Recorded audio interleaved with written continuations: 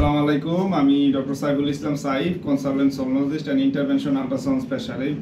বরাবরের মতো আপনারা জানেন যে বৃহস্পতিবারে আমি ল্যাবে ডায়াগনস্টিক সেন্টার নোয়াখালী শাখায় সকালবেলা চেম্বার করি, তখন তাদের এরকম ইন্টারভেনশন কেসগুলো আমি করে থাকি। তো আজকে আমি একটা মায়ের একটা ল্যাব প্যারোটিড গ্ল্যান্ডে অনেক বড় একটা মেস আছে, ওই মেসটার আমরা এফএনসি করব। এটা হলো আমার 1580তম কেস। আমরা একটু দেখাই যে আমরা আসলে কিভাবে প্রথম ইয়াটা করি। রোগীর স্টেরিলিটি মেনটেন করলাম, করার পরে আমি একটু টিউমারটা দেখে নিলাম যে কি অবস্থা, দেখেন টিউমারটার সাইজটা কেমন। তারপরে আমি চলে গেলাম যে টিউমারের ভাস্কুলারিটিটা কেমন, ভাস্কুলারিটি দেখলাম, ইরেগুলার একটা লার্জ ম্যাচ। তারপরে আমি ইলাস্ট্রোগ্রাফি করলাম। ইলাস্ট্রোগ্রাফিটা আমাকে হেল্প করবে টিউমারটার কোথায় সলিড কোথায়। দেখেন ওই যে বারের এখানে হার্ড আর উপরে সলিড, হার্ড পার্টটা দিয়ে এফএনএসিটা খুব ভালো হয়, জন্য আমার কাছে এই এরিয়াটাতে হার্ড এবং এই কোনায় সলিড মনে হয়েছে। তো আমরা এখন ডিরেক্ট এফএনএসিতে চলে যাব। সলিড ম্যাস এবং এটা ইরেগুলার শেপ, ভাস্কুলারিটি মোটামুটি ভাস্কুলারিটি আছে, এটা দেখাচ্ছে।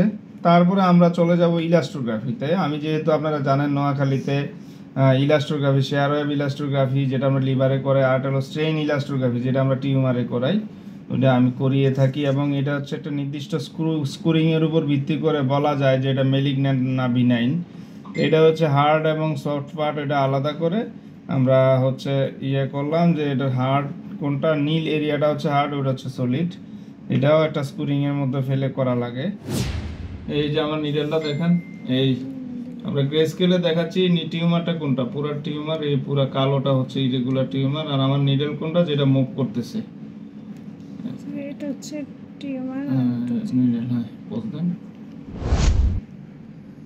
এই যে আমাদের অ্যাঙ্গেল একুরেসি সব ঠিক রাখতে হবে, প্রোবের অ্যাঙ্গেল এবং আমার যে কালেকশনের যে এটা ঠিক রেখে আমার কালেক্ট করতে হবে। এবং এখানে নিচে ক্যারোটিড রক্তনালী আছে, অর্থাৎ খুব সতর্ক থাকতে হবে যে আমি নিডেলটা কতটুকু ঢুকাবো, কারণ একটু প্রেসার দিলে অথবা রোগী আনইজি ফিল করলে কিন্তু রক্তনালী ছিদ্র হয়ে যাবে। আচ্ছা, আমরা আমাদের এই যে স্যাম্পল কালেক্ট করা সম্পন্ন, আরো স্যাম্পল আছে, তা আমরা স্লাইডটা ইনশাল্লাহ বানিয়ে ফেলবো। এই আমরা আলহামদুলিল্লাহ সফলভাবে আমাদের এটা এফএনসি শেষ করতেছি।